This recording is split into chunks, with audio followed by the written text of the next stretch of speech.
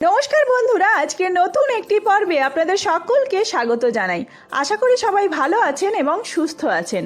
আজকের পর্বের আলোচ্য বিষয় পৌষ মাসের পূর্ণিমা ও অমাবস্যার সময়সূচি কি রয়েছে, পঞ্জিকা অনুসারে সম্পূর্ণ সময়সূচি, স্নান দান এবং অমৃতযোগের সময় কি রয়েছে, পৌষ মাসের যে দুটি একাদশী রয়েছে সেই একাদশী ব্রত কবে পালিত হবে, পৌষ সংক্রান্তি বা মকর সংক্রান্তি কবে পড়েছে, সমস্ত কিছুই আমরা আজকের ভিডিওতে জেনে নেব। তো চলুন বন্ধুরা, আর দেরি না করে ভিডিওটি শুরু করা যাক। যদি আমার চ্যানেলে নতুন হয়ে থাকেন অবশ্যই চ্যানেলটি সাবস্ক্রাইব করে এবং ভিডিওতে একটি লাইক করে শেষ পর্যন্ত সাথে থাকবেন। আশা করি ভিডিওটি আপনাদের জন্য খুবই হেল্পফুল হবে। ভিডিওটির মূল পর্বে যাওয়ার আগে মা কালীর অশেষ কৃপা পেতে কমেন্ট বক্সে লিখুন জয় মা কালী। পৌষ মাস হিন্দু পঞ্জিকা মতে দশম মাস, যা শীতকালকে বোঝায় এবং এর বিশেষ আধ্যাত্মিক গুরুত্ব রয়েছে।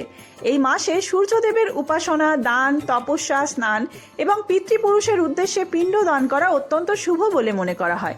যদিও এটি মল মাস হওয়ায় বিবাহ বা গৃহপ্রবেশের মতো শুভ কাজ এই মাসে এড়িয়ে চলাই উচিত। তবে পৌষ সংক্রান্তিতে ফসল কাটার উৎসব পালিত হয়। এছাড়াও ঘরে ঘরে পৌষ পার্বণ পালিত হয়। শুরুতেই আমরা জেনে নেব পৌষ মাসের অমাবস্যা কবে পড়েছে। অমাবস্যা তিথি শুরু হচ্ছে 19শে ডিসেম্বর, 3রা পৌষ, শুক্রবার, শেষ রাত্রি বা ভোর 4:42 থেকে। তিথি সমাপ্ত হবে 20শে ডিসেম্বর, 4ঠা পৌষ, শনিবার, সকাল 6:44। এই পরিস্থিতিতে 3রা পৌষ, 19শে ডিসেম্বর অমাবস্যার নিশি পালন এবং ব্রতোপবাস রয়েছে। এবার দেখে নেওয়া যাক পৌষ পূর্ণিমা কবে পড়েছে। পূর্ণিমা তিথি শুরু হচ্ছে 2রা জানুয়ারি, 17ই পৌষ, শুক্রবার, রাত্রি 6:23 থেকে। শেষ হবে 23রা জানুয়ারি, 18ই পৌষ, শনিবার, বিকেল 4:16।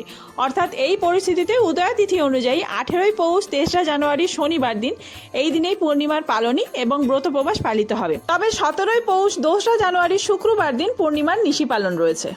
যে কোনো পূর্ণিমা বা অমাবস্যা তিথিতে স্নান এবং দানের বিশেষ মাহাত্ম্য রয়েছে। সেরকমই আপনারা পৌষ পূর্ণিমা এবং অমাবস্যা তিথিতে কীরকম সময় স্নান দান করবেন সেটি জেনে নেওয়া যাক। ব্রহ্ম মুহূর্ত শুরু হচ্ছে ভোর 5:10 থেকে শুরু করে ভোর 6:04 পর্যন্ত পূর্ণিমা তিথিতে। আর অমাবস্যা তিথিতে ব্রহ্ম মুহূর্ত থাকছে ভোর 5:30 থেকে 6:10 পর্যন্ত। এই মুহূর্তে আপনারা যদি স্নান করতে পারেন তাহলে তা খুবই ভালো ফল মিলবে। এছাড়াও অমাবস্যা তিথিতে আপনারা রবি যোগের সময় স্নান করতে পারেন সকাল 6:59 থেকে শুরু করে দুপুর 2:54 মধ্যে। এই যোগে স্নান করলে পাপ কেটে পুণ্য বৃদ্ধি পায় বলে বিশ্বাস। এবার জেনে নেওয়া যাক পৌষ মাসের যে দুটি একাদশী তিথি রয়েছে, একাদশী ব্রত আপনারা কবে পালন করবেন। প্রথম একাদশী তিথি পড়েছে 29শে ডিসেম্বর, 13ই পৌষ, সোমবার দিন, রাত্রি 3:34 থেকে শুরু হচ্ছে একাদশী তিথি, থাকবে 30শে ডিসেম্বর, 14ই পৌষ, মঙ্গলবার, রাত্রি 1:20 পর্যন্ত। অর্থাৎ এই পরিস্থিতিতে উদয় তিথি অনুযায়ী পৌষ মাসের যে প্রথম একাদশী তিথিটি তা পালিত হবে 30শে ডিসেম্বর, 14ই পৌষ, মঙ্গলবার দিন। দ্বিতীয় যে একাদশী তিথিটি রয়েছে সেই একাদশী তিথি শুরু হচ্ছে 13ই জানুয়ারি, 28শে পৌষ, মঙ্গলবার দিন, বিকেল 4:15 থেকে। একাদশী তিথি থাকবে 14ই জানুয়ারি, 29শে পৌষ, বুধবার দিন, রাত্রি 6:23 পর্যন্ত। অর্থাৎ এই পরিস্থিতিতে বুধবার 14 জানুয়ারি, 29শে পৌষ, ওই দিনেই পৌষ মাসের শেষ যে একাদশী তিথিটি সেটি পালিত হবে পৌষ সংক্রান্তির দিন। আর তার সাথে পৌষ সংক্রান্তি বা মকর সংক্রান্তিও ওই দিনেই পড়েছে। আপনাদের বাড়িতে পিঠে পুলি খাওয়ার যে পার্বণ তা রয়েছে 14 জানুয়ারি, বুধবার, 29শে পৌষ।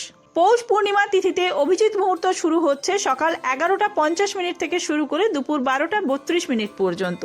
এছাড়াও নিশীথ পুজোর শুভ সময় থাকছে রাত্রি 11:45 থেকে শুরু করে রাত্রি 12:40 পর্যন্ত। পূর্ণিমা তিথিতে যেমন লক্ষ্মী নারায়ণের পুজো করা হয়, সেরকমই অমাবস্যা তিথিতে কিন্তু মা কালীর পুজো করা হয়। এই অমাবস্যা তিথিতে অভিজিৎ মুহূর্ত সবচেয়ে শুভ মুহূর্ত থাকছে সকাল 10:45 থেকে শুরু করে দুপুর 12:10 পর্যন্ত। তো বন্ধুরা, আজকের ভিডিওটি এই পর্যন্তই। খুব তাড়াতাড়ি পৌষ মাসের পূর্ণিমা, অমাবস্যা এবং পৌষ মাসের যে সামনেই একাদশী আসছে সেই একাদশীর ডিটেলসে ভিডিও আসছে, কি কি নিয়ম মানবেন সমস্ত কিছু নিয়ে। সেই সমস্ত ভিডিও দেখার জন্য অবশ্যই চ্যানেলটি সাবস্ক্রাইব করে সাথে থাকবেন এবং এই ভিডিওটি হেল্পফুল হয়ে থাকলে বন্ধুদের মধ্যে অনেক বেশি শেয়ার করবেন। ধন্যবাদ।